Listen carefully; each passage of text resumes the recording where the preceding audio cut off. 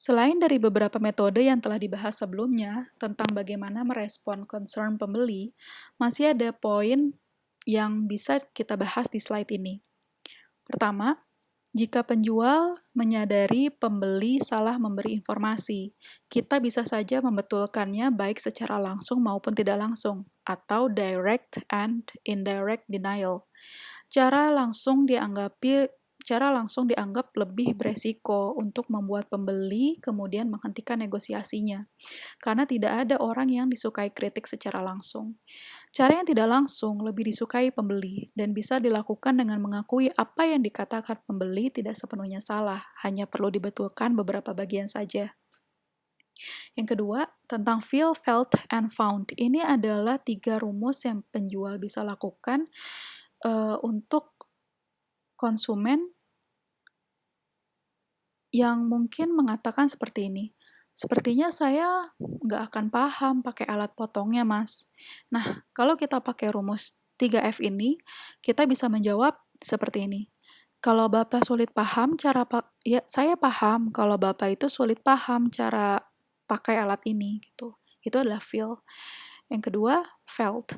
Banyak konsumen saya pun juga merasakan hal yang sama. Itu adalah felt. Nah, yang ketiga, tentang found. Nah, sampai mereka mencoba dan ternyata mudah cara pakainya. Itu adalah found. Nah, metode yang ketiga adalah tentang postpone. Jadi jangan terburu-buru menjawab pertanyaan pembeli. Misalkan ada pembeli yang sangat tertarik dengan presentasi produk kita, yaitu Ubin, dan ingin tahu harganya berapa kalau mau dipasang di lantai perusahaan mereka. Maka penjual sebaiknya meminta waktu untuk menghitung-hitung dulu berapa totalnya dengan hati-hati.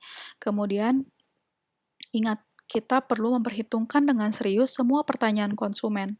Pada dasarnya, semua metode ini bisa diterapkan secara kombinasi, tidak harus terpatok digunakan satu persatu. Mengenai isu harga yang sering ditemui saat negosiasi, ada beberapa cara untuk menjawabnya. Jika pembeli bilang produk kita terlalu mahal, tanya balik kepada pembeli, lalu pantasnya berapa harganya? Untuk memperjelas ukuran mahalnya pembeli itu berapa. Yang kedua, yakinkan bahwa harga yang dibayar sebanding dengan value yang bisa didapatkan oleh pembeli.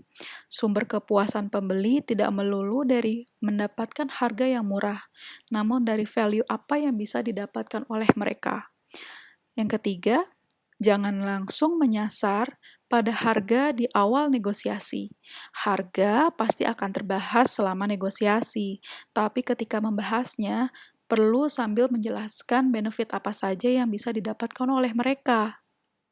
Yang keempat, sampaikan harga produk kita dengan PD, dengan confidence.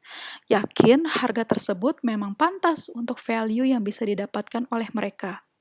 Yang kelima, kaitkan selalu harga dengan kualitas. Yang keenam, jelaskan perbedaan antara harga dan cost.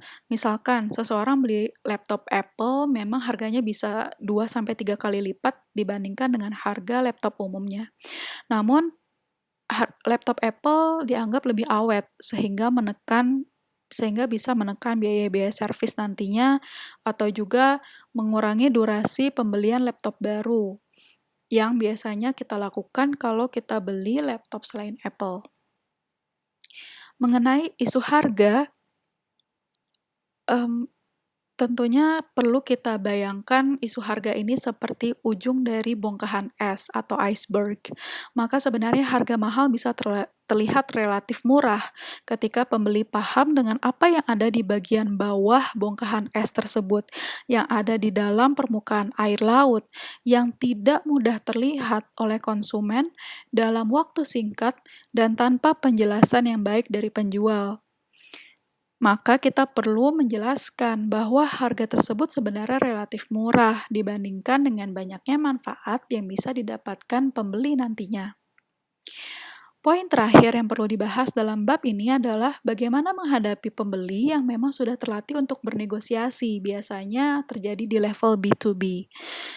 Jika pembeli menyatakan dengan jelas batas budget mereka dan tidak bisa dinego lagi, maka penjual bisa menawarkan produk dengan sistem unbundling, yaitu menghilangkan atau mengganti komponen produk kita dengan harga yang lebih murah, sehingga secara total harga produk kita bisa masuk ke dalam range budget pembeli.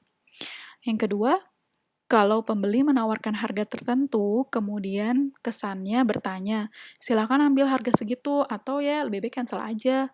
Maka penjual bisa menghadapinya dengan mencoba kembali mereview benefit produk kita dengan harapan pembeli akan kembali mempertimbangkan harga penawarannya. Namun, jika hingga akhir negosiasi tetap tidak masuk akal, maka sebaiknya penjual tinggalkan negosiasi tersebut. Yang ketiga, penjual bisa menawarkan penawaran yang istilahnya ketemu di tengah. Misal, pembeli ingin harga 500 juta, penjual ingin 600.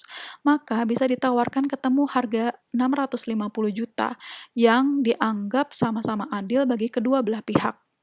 Yang keempat, seandainya pembeli mengatakan, kecuali kamu menyetujui harga demikian, ya saya akan beli di tempat lain.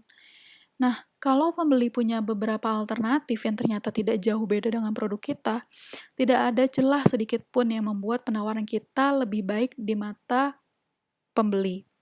Maka, pilihan yang terbaik saat ini adalah untuk kita perlu mengikuti penawaran konsumen tersebut.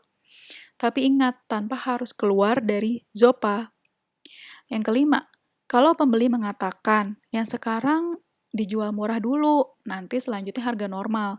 Maka kita bisa meresponnya dengan, kalau harga segitu untuk pembelian sekarang nggak bisa mbak, tapi kalau mbak kasih semua proyek ke depan untuk kami kerjakan, maka kami bisa berikan diskon di pembelian selanjutnya. Ternyata begitu beragam hal yang bisa terjadi saat negosiasi antara penjual dan pembeli. Sangat dianjurkan bagi kita yang ada di dunia marketing maupun selling untuk kaya dengan berbagai taktik yang bisa digunakan saat negosiasi, sehingga negosiasi kita pun tetap mengadopsi gaya win-win, memenangkan kedua belah pihak. Selain dari apa yang saya jelaskan tadi, tentunya tidak cukup karena saya hanya menggunakan satu referensi. Masih banyak bacaan lain yang bagus untuk referensi negosiasi ketika berjualan. Di antaranya, dua buku ini. Karya Dewa Eka Prayoga yang pernah saya beli beberapa bulan lalu. Dua buku ini membahas lebih banyak contoh-contoh kalimat yang bisa langsung dipraktikkan penjual agar negosiasi mereka dengan pembeli berjalan lebih efektif, lancar, dan bisa langsung closing. Bagi yang berminat, kalian bisa beli di toko yang sama dengan saya beli buku-buku ini. Bisa cek di Instagram @kusukabaca.id.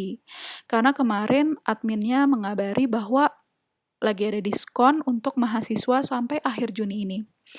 Ya, kalau kalian tertarik, kalian bisa lah patungan untuk beli buku ini. Kemudian giliran deh bacanya. Jadi bisa pinter bareng-bareng. Anyway, itu semua akhir dari kuliah saya. Jika ada pertanyaan, silahkan cantumkan di forum Q&A e-learning ya. Wassalamualaikum warahmatullahi wabarakatuh.